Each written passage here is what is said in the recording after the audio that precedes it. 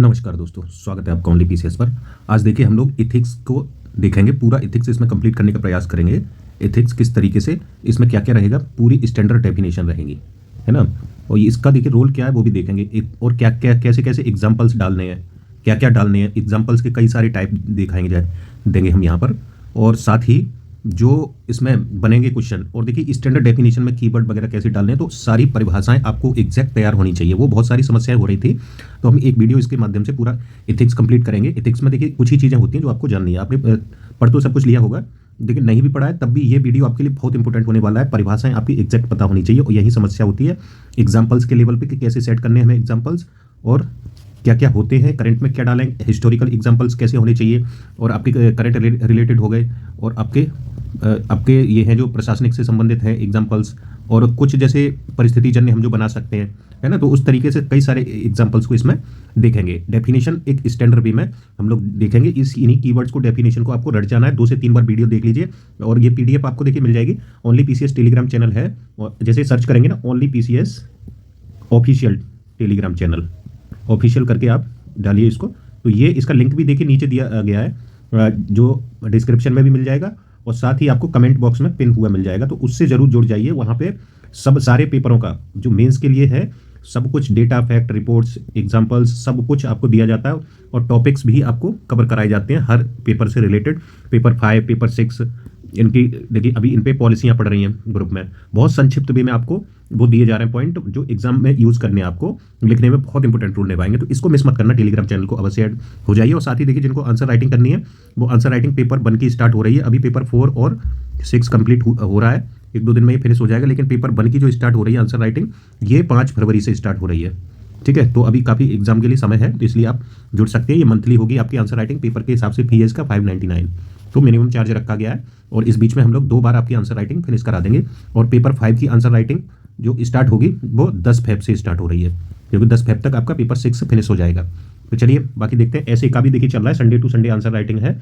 ऐसे Sunday to Sunday होगा, तो ऐसे भी ज्वाइन करना चाहते हैं तो नीचे देखिए कमेंट बॉक्स में नंबर भी दिया है। बस नंबर ये देख लीजिए 8527434727 पे आप कॉल करके या व्हाट्सअप करके सूचना ले सकते हैं कोई भी।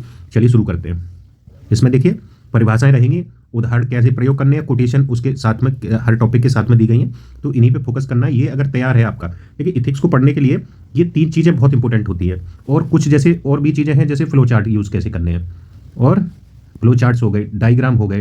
तो डायग्राम में ये हमने अलग दे भी रखे हैं आपको, फ्लो चार्ट और डायग्राम, वो आप ले सकते हैं। और देखिए पीवाईक्यू सॉल्यूशन भी, नोट्स भी आपको दे दिए गए। जो जिन्होंने नहीं लिया है वो नीचे ऊपर दिए हुए नंबर पे संपर्क कर सकते हैं, और ग्रुप में ये पीडीएफ आपको मिल जाएगी। तो ये इसका तो हम दे चुके हैं। अब ये समस्या है, अगर ये तैयार हो गया ना, तो जान लीजिए इससे ही आप पूरा क्वेश्चन मैनेज कर लेंगे।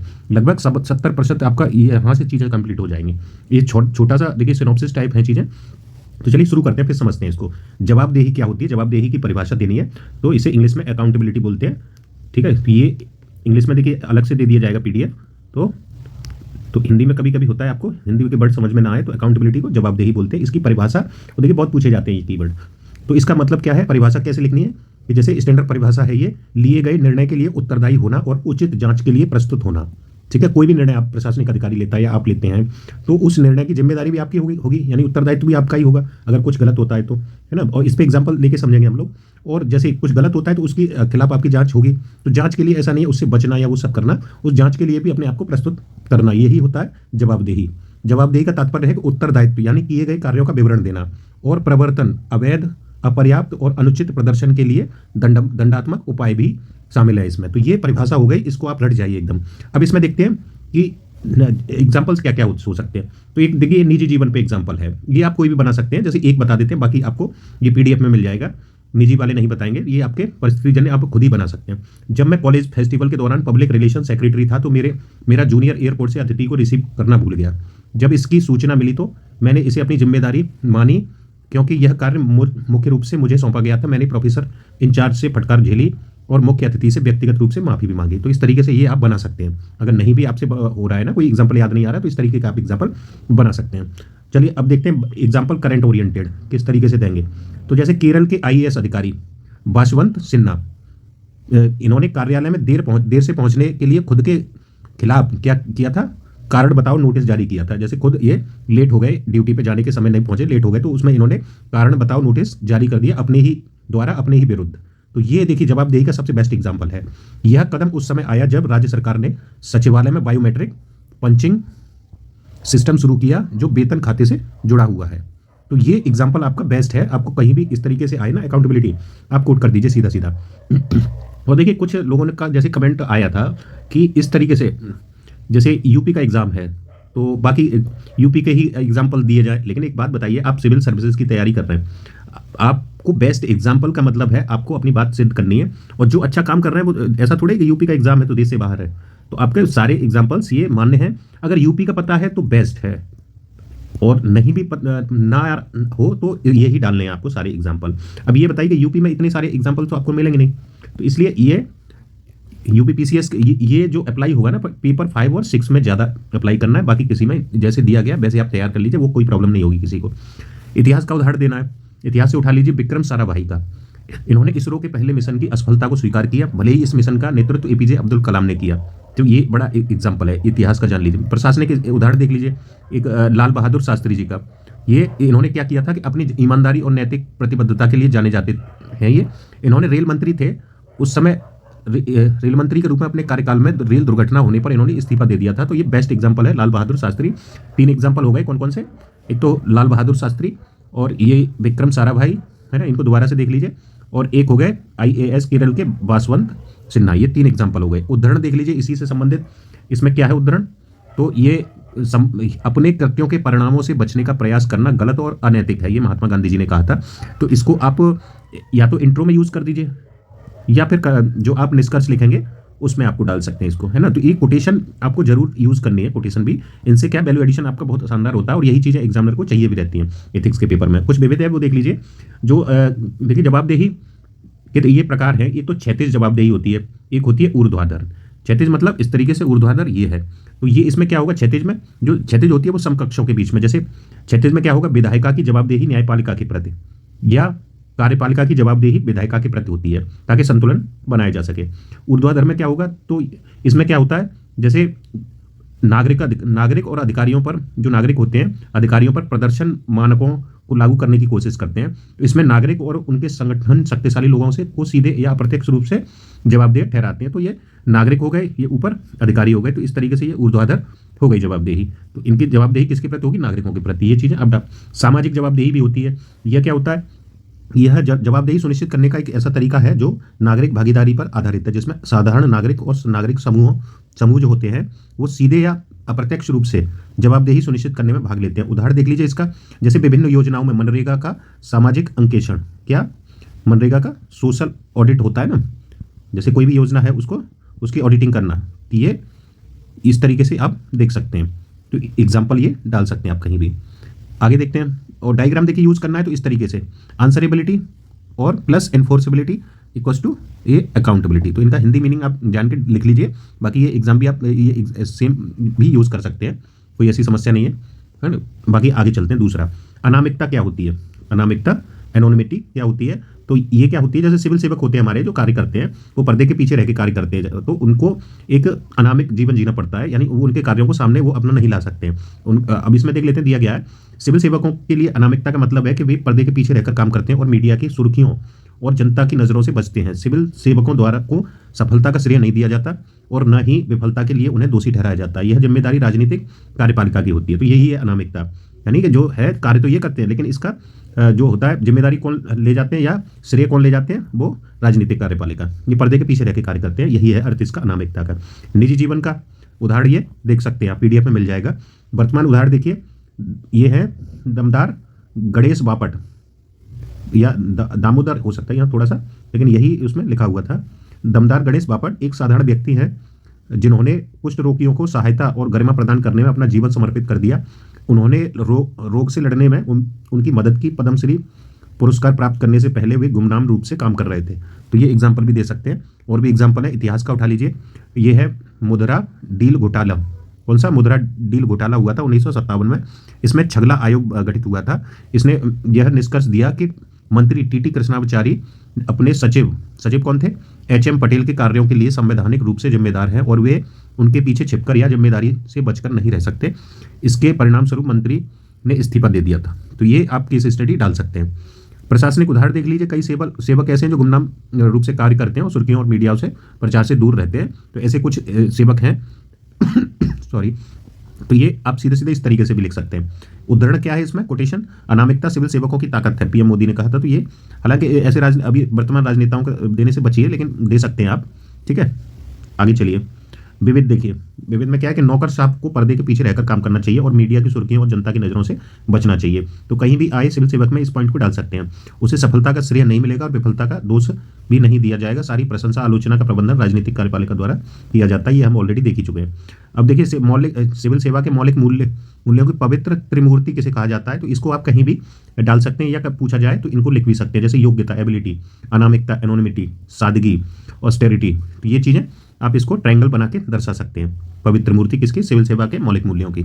आगे देखते हैं अभिवृत्ति क्या होती है। तो देखिए, परिभाषा जो आंसर राइटिंग कर रहे हैं ना, पेपर 4 की जो अभी आंसर राइटिंग चल रही है और वो फिनिश होने वाली है, तो उसमें परिभाषाओं को लेकर बहुत समस्या हो रही थी। जैसे अभिवृत्ति है, तो अभिवृत्ति की क्या होगी परिभाषा, जैसे इंग्लिश में एटीट्यूड बोलते हैं, है ना। अभिवृत्ति लोगों के विचार, देखिए ये पॉइंट कीवर्ड पकड़िए इसमें, विचार, विश्वास या किसी वस्तु, जैसे अभिवृत्ति वस्तु या वस्तु के बारे में मूल्यांकन होते हैं ये, या किसी व्यक्ति के वस्तु या विश्वास विचार के बारे में किसी का दृष्टिकोण ही क्या कहलाता है, अभिवृत्ति, या इसके बारे में मूल्यांकन होते हैं। अभिवृत्ति वस्तु किसी व्यक्ति, स्थान, वस्तु, विचारधारा या घटना के प्रति हो सकती है। अभिवृत्ति सकारात्मक या नकारात्मक दोनों ही हो सकती है। तो ये परिभाषा आप मानक परिभाषा का यूज कर सकते हैं। निजी जीवन में एग्जाम्पल है इसका, जैसे देख सकते हैं मेरे भाई का पढ़ाई के प्रति लापरवाह अभिवृत्ति था, लेकिन जब मैंने उसे दिखाया कि ज्ञान का महत्व खेल के क्षेत्र में भी कितना है, तो उसकी पढ़ाई के प्रति अभिवृत्ति बढ़ गई। तो अभिवृत्ति में परिवर्तन कैसे किया जा सकता है, यही जो टॉपिक है जो आप पढ़ते हैं। तो ये आप यहाँ पे सिर्फ हम लोग इसी की चर्चा करेंगे, बाकी आप जानते होंगे परिभाषाएं और ये सारी चीज़ें हम यहीं कंप्लीट कर ले रहे हैं। कुछ चीज़ें बचेंगी जो आपको नोट्स में दे दी गई हैं। वर्तमान उदाहरण देखिए, सचिन तेंदुलकर, विराट कोहली, अभिनव बिंद्रा, नीरज चोपड़ा जैसे खेल जगत के महान व्यक्तित्व तो अपने अपने खेल में अत्यंत उच्च अभिवृत्ति और क्षमता के उदाहरण है ये। इतिहास का उदाहरण देखिए, 1893 में गांधी जी को दक्षिण अफ्रीका के पीटर मॉरिट्सबर्ग स्टेशन पर एक ट्रेन से बाहर निकाल दिया गया, क्योंकि जिस डिब्बे में वे थे वह सिर्फ गोरे लोगों के लिए आरक्षित था। इस घटना के बाद गांधी जी की औपनिवेशिक शासकों के प्रति अभिवृत्ति बदल गई थी। तो ये कितना अच्छा एग्जाम्पल है गांधी जी का। अगला देखिए, प्रशासनिक उदाहरण देख लेते हैं। संजीव चतुर्वेदी, IAFS हैं ये। 2005 से 10 के बीच में हरियाणा के वन विभाग में भ्रष्टाचार को उजागर करने के लिए उनके अभियान के कारण 12 बार स्थानांतरण किया गया उनका, लेकिन उनके भ्रष्टाचार के खिलाफ अभिवृत्ति में कोई बदलाव नहीं आया। यहाँ ये भी डाल सकते हैं, अशोक खेमका को भी डाल सकते हैं, है ना, इनके बारे में भी जानते होंगे आप। तो ऐसे एग्जाम्पल से आप रटे रहिए। संबंधित उदाहरण क्या है इससे, यदि आप इसे सरलता से समझा नहीं सकते तो आप इसे पर्याप्त रूप से नहीं समझते, अल्बर्ट आइंस्टीन ने बोला है ये। तो ये उदाहरण इसमें यूज कर सकते हैं। पक्षी बारिश में आश्रय ढूंढते हैं, लेकिन गरुड़ बादलों के ऊपर उड़कर बारिश से बचता है। समस्याएं सामान्य हैं, लेकिन अभिवृत्ति ही फर्क पैदा करती है। अब्दुल कलाम ने ये बोला है। अब्दुल कलाम के कोट जहां भी आए वो इंपॉर्टेंट होते हैं, इनको आप एग्जाम में सीधा सीधा भी ये पूछ लेता है, इसलिए इनको कोट करना बहुत आपके लिए फायदा मिल सकता है, इससे इन्हें रटे रहिए एकदम। विविध में देखिए क्या है, दौड़ जीतने के लिए होती है, तो इसमें देखिए सफलता शारीरिक क्षमता पर निर्भर करती है, हार न मानने की अभिवृत्ति पर आपकी निर्भर करती है किस तरीके की है। तो सिविल सेवा में इसकी प्रकार क्या है, सफलता कैसे मिलेगी, अध्ययन और अभ्यास की क्षमता पर निर्भर करती है, जो आप अभी तैयारी कर रहे हैं जिसकी। तो आप देखिए यहाँ सफलता का एग्जाम्पल दे सकते हैं। तो अध्ययन जरूरी है और अभ्यास जरूरी है। इसकी क्षमता, अध्ययन तो आप कर चुके हैं और इसी वीडियो के माध्यम से भी कर रहे हैं। अभ्यास जो होगा, प्रैक्टिस आपकी कैसे होती है, आंसर राइटिंग से। तो जो प्रैक्टिस कर रहे हैं ना, प्रैक्टिस के लिए क्या करना है आपको, आंसर राइटिंग। तो आंसर राइटिंग अगर करते हैं, इसीलिए बार बार हम फोकस करते हैं कि देखिए कंटेंट अच्छा लीजिए, रिवीजन कीजिए और फिर आंसर राइटिंग कीजिए। ये एथिक्स में भी आपके समझाया जा रहा है, तो इसलिए आंसर राइटिंग विशेष रूप से करते रहिए।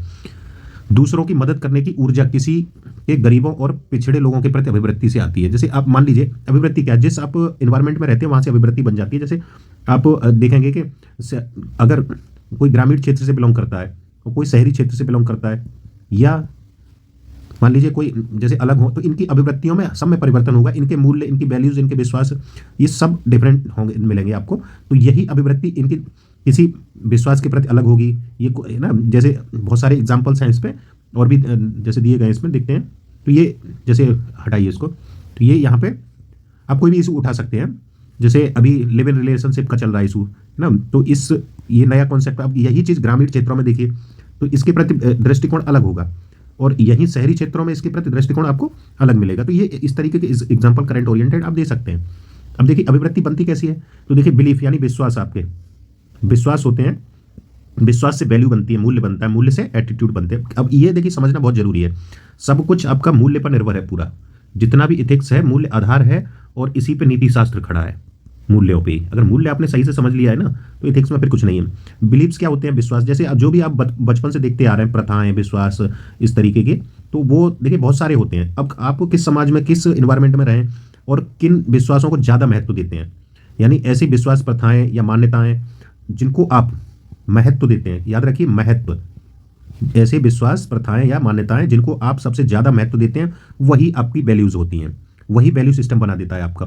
और यही वैल्यू सिस्टम आपको, इसी वैल्यू सिस्टम के आधार से जनरेट होता है आपका एटीट्यूड। जैसे कोई विश्वास है, जैसे मानिए कि शादी का ले लीजिए, तो शादी एक क्या है, पवित्र रिश्ता माना गया है। अब इसके प्रति जो विश्वास आपका बनेगा, जो मजबूत महत्व देंगे आप, जो भी आप बचपन से ये अपना विश्वास बना लिया, तो ये वैल्यू सिस्टम में आपके आ जाएगा। एटीट्यूड आपका कैसा होगा, देखने का नजरिया, वहीं शहर में जाएंगे और लिव इन रिलेशनशिप वाला कॉन्सेप्ट जब देखते हैं तो उससे क्या होगा, वो एटीट्यूड आपका नेगेटिव, उसको वो दिखेगा आपको, तो ये एटीट्यूड होगा देखने का। तो इसी तरीके से ये तीनों ही चीजें आपस में जुड़ी हैं।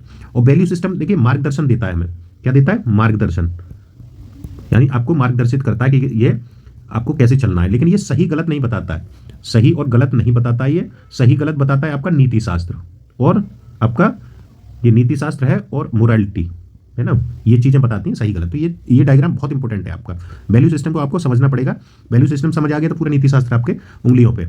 आगे चलते हैं, क्योंकि ज़्यादा डिस्कस करेंगे तो समय बहुत लगेगा। अंतरात्मा की परिभाषा बताइए, अंतरात्मा क्या होती है, कॉन्साइंस। यह हमारे मन की वह आवाज़ और दिल का वह एहसास है जो हमें बताता है कि कुछ सही है या गलत। यह हमारे अंदर का नैतिक मार्गदर्शक है जो नैतिक संघर्ष के समय हाँ या नहीं कहता है। यह एक आंतरिक निगरानी करता है। तो इस तरीके से आप सोच संक्षिप्त में डेफिनेशन दे सकते हैं। अंतरात्मा क्या होती है, मन की आवाज़, क्या सही है क्या गलत है। तो जब भी संघर्ष का जो द्वंद्व हो, फंसा हो, नैतिक संघर्ष आपके मन में हो, तभी अंतरात्मा की आवाज़ को देखिए गांधी जी ने भी सबसे ज़्यादा इसी पे फोकस किया है। तो ये बहुत इंपॉर्टेंट है और क्वेश्चन इस पर हर बार आता है। निजी जीवन का देख लीजिए एग्जाम्पल, तो ये खुद पढ़ लीजिएगा। वर्तमान उदाहरण देख लेते हैं। क्रिकेट में जब बल्लेबाज को लगता है कि वह आउट है तो वह एम्पायर के निर्णय की परवाह किए बिना खुद ही पवेलियन लौट जाता है। हाल ही में ऐसा देखा गया कि जब पाकिस्तान भारत मैच में फखर जमा, क्या नाम है, फखर जमा खुद ही मैदान छोड़कर चले गए। तो एडम गिलक्रिस्ट इस संस्कृति के, और ये सचिन तेंदुलकर के साथ भी ऐसा हुआ है, तो आप उनका भी एग्जाम्पल दे सकते हैं, इसके समर्थक थे। यह निर्णय पूरी तरह से अंतरात्मा की आवाज़ से प्रेरित होता है और इसके लिए साहस चाहिए, खासकर जब कोई अपने लाभ के लिए चीज़ों को नज़रअंदाज कर सकता है। तो ये सचिन तेंदुलकर का भी एग्जाम्पल ले सकते हैं, ठीक है, उन्होंने भी ऐसा कई बार किया है। इतिहास का उदाहरण देख लीजिए।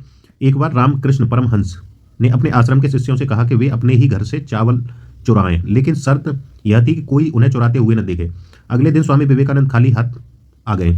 जब उनसे कारण पूछा गया तो उन्होंने बताया कि उन्होंने जितना भी प्रयास किया, उन्हें हमेशा अपने आप को चावल चुराते हुए देखा। स्वामी जी ने अपनी अंतरात्मा की नैतिक दिशा निर्देशों का पालन किया। तो ये केस स्टडी भी आप कोट कर सकते हैं।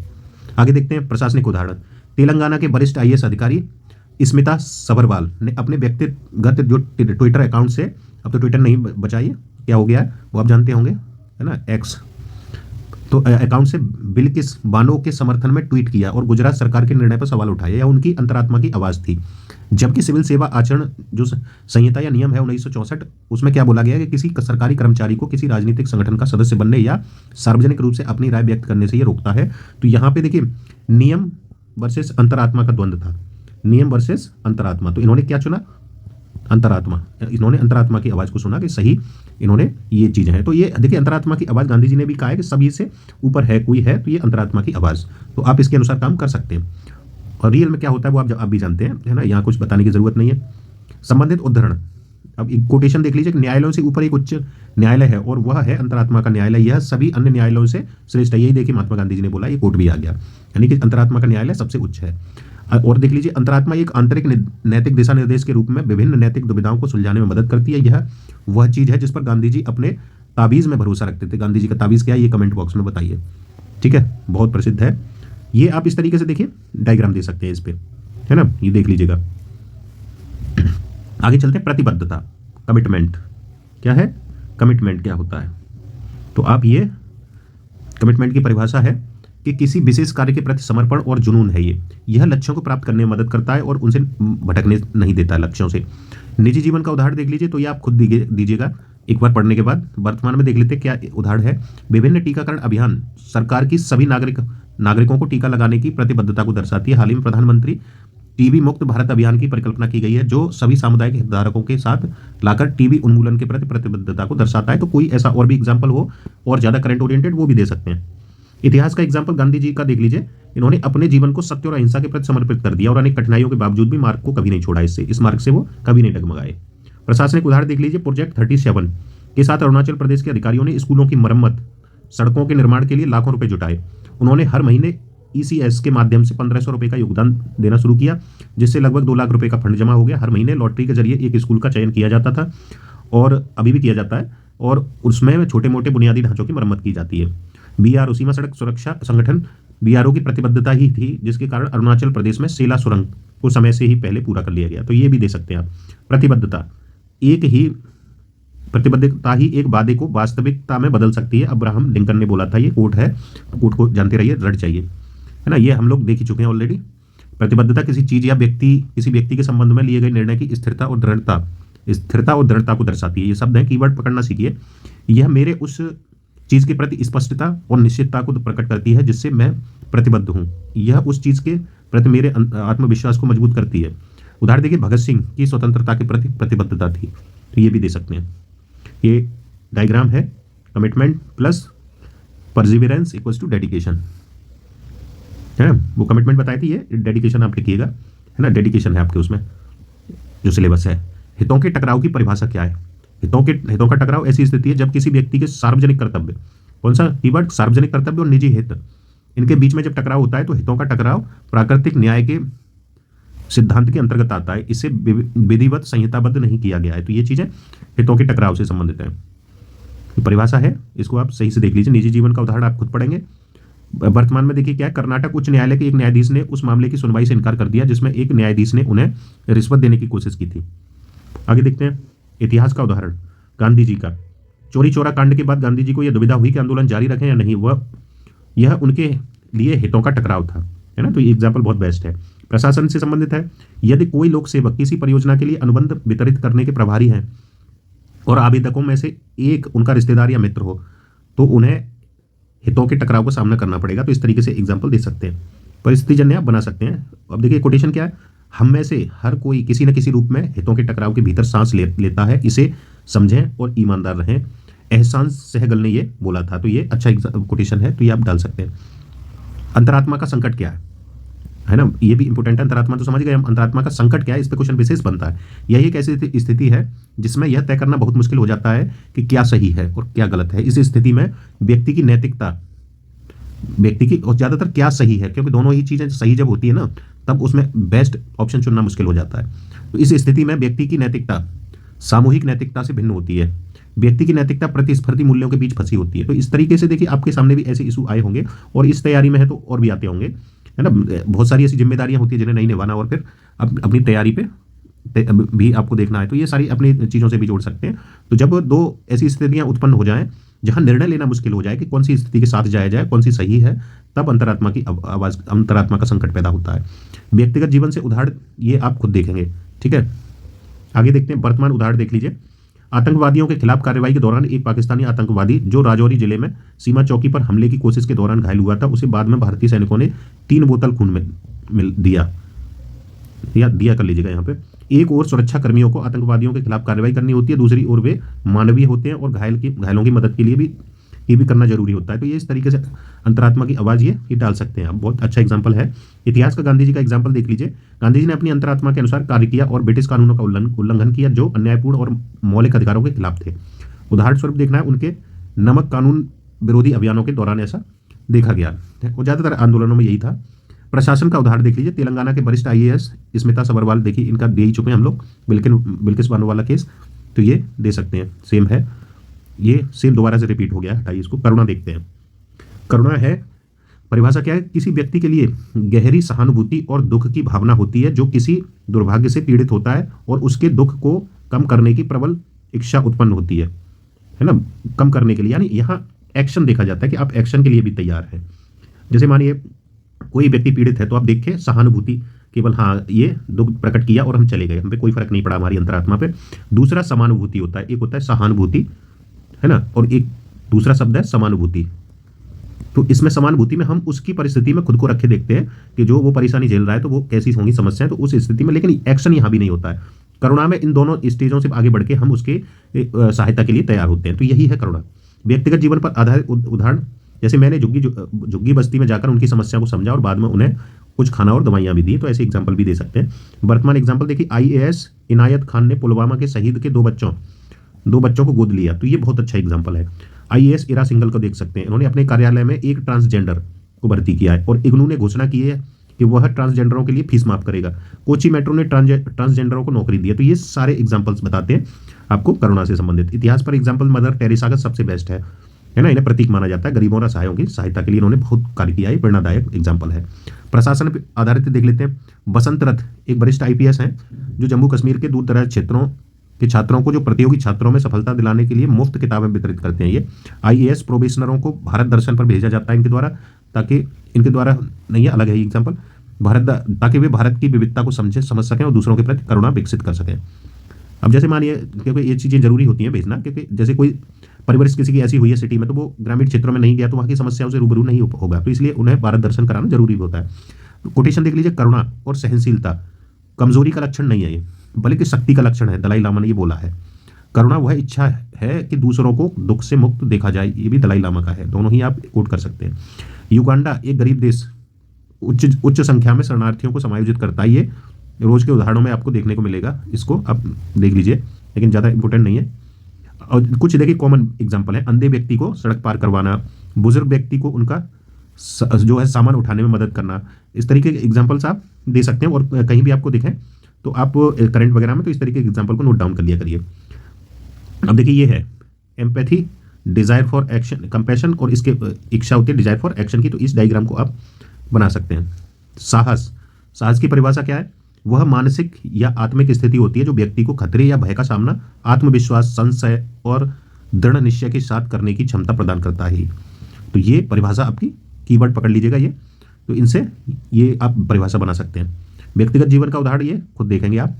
वर्तमान पर आधारित उदाहरण देख लीजिए, सत्येंद्र दुबे भारतीय ये IES थे, भारतीय अभियंत्रण सेवा IES अधिकारी थे, जो राष्ट्रीय राजमार्ग प्राधिकरण में कार्यरत थे। उन्होंने वित्तीय अनियमितताओं का पर्दाफाश करने में असाधारण साहस दिखाया और उनके शहीद होने के बावजूद भी निडर रही है। आगे देखते हैं इतिहास पर उदाहरण, चिपको आंदोलन की महिलाओं ने साहस का परिचय दिया क्योंकि वे वृक्षों को बचाने के लिए अपनी जान देने के लिए तैयार थीं। भगत सिंह, चंद्रशेखर आजाद जैसे विद्रोही कार्यकर्ताओं की साहसिक गतिविधियां प्रसिद्ध हैं। सुभाष चंद्र बोस का भारतीय राष्ट्रीय सेना का निर्माण करना, ब्रिटिश शासन को उखाड़ फेंकने का संकल्प एक ऐतिहासिक साहसिक कदम था इनका। ये तो ये एग्जांपल्स आप कोट कर सकते हैं। प्रशासन पर आधारित TN सेशन, ये बहुत एक अच्छा एग्जांपल है, इसे कोट आप ज़्यादातर करिएगा ही, क्योंकि ये सब ही डाले जाएंगे। इन्होंने भारत में चुनाव सुधारों को लागू करने में साहस दिखाया था। अजीत डोभाल, इन्होंने मिजोरम, पंजाब और कश्मीर में विद्रोहियों से निपटने के लिए में साहस दिखाया। रामनाथ गोयनका, जो एक पत्रकारिता के क्षेत्र में अपने साहस के लिए प्रसिद्ध हैं। रामनाथ गोयनका, ये एग्जाम्पल है।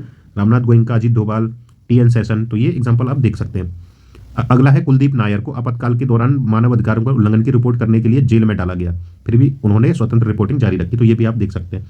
कोटेशन, साहस सभी गुणों में सबसे महत्वपूर्ण है क्योंकि बिना साहस के आप किसी भी अन्य गुण का निरंतर अभ्यास नहीं कर सकते। माया एंजोला ने बोला था ये। आगे देखते हैं समर्पण। समर्पण में क्या है कि वह गुणवत्ता है ये, या गुण है जिसमें व्यक्ति किसी कार्य या उद्देश्य, विचार या क्रिया के प्रति प्रतिबद्ध और निष्ठावान रहता है। समर्पण को जुनून के साथ की गई प्रतिबद्धता भी कहा जा सकता है, जिसमें भावना जुड़ी होती है। तो ये इसकी बेस्ट परिभाषा है, इसको आप नोट डाउन कर लीजिए या इस PDF से कई बार इसका रिवीजन वीडियो का कर लीजिए, PDF का कर लीजिए। एग्जाम्पल देखिए, मेरी UPSC की तैयारी में मेरी मेहनत सिविल सेवा के प्रति मेरे समर्पण को दर्शाती है। ये कॉमन सा एग्जाम्पल आप अपने ऊपर दे सकते हैं। एग्जाम्पल अभी का, तुलसी गौड़ा, ये कर्नाटक की 72 वर्षीय आदिवासी महिला हैं। इनको पर्यावरण संरक्षण में उनके योगदान और समर्पण के लिए पद्मश्री से सम्मानित किया गया है, तो ये अच्छा एग्जाम्पल है।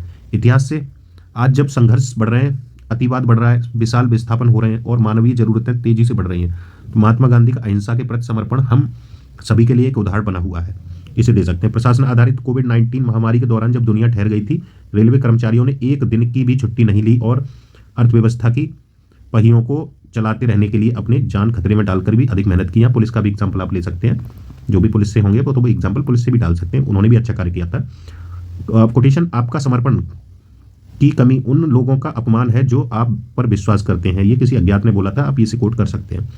उदाहरण और देख लीजिए, विक्रम साराभाई जान ही रहे हैं, बाबा आमटे सामाजिक कार्यकर्ता हैं, APJ Abdul Kalam missile man बोला जाता है, एम एस स्वामीनाथन, तो इनकी सबकी प्रतिबद्धताएं थी।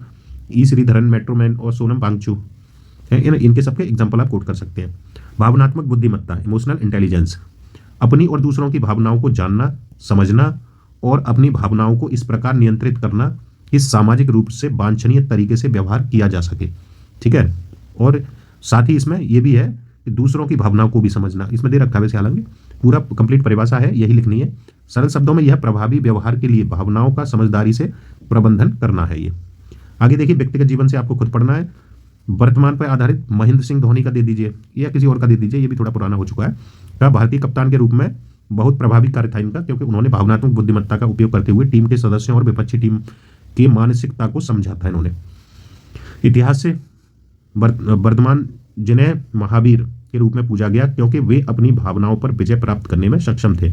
आगे प्रशासन से संबंधित देख लीजिए, ई श्रीधरन, इनके मेट्रोमैन तो जान ही रहे, जिन्हें उन्होंने अपनी कोंकण रेलवे और मेट्रो, दिल्ली मेट्रो के प्रमुख के रूप में जो एग्जाम्पल सेट जो कार्य किए, उनमें दिल्ली मेट्रो के निर्माण में दिल्ली एनसीआर के निवासियों को न्यूनतम परेशानी का सामना करना पड़ा और मेट्रो अपनी पेशेवर उत्कृष्टता के लिए प्रसिद्ध है।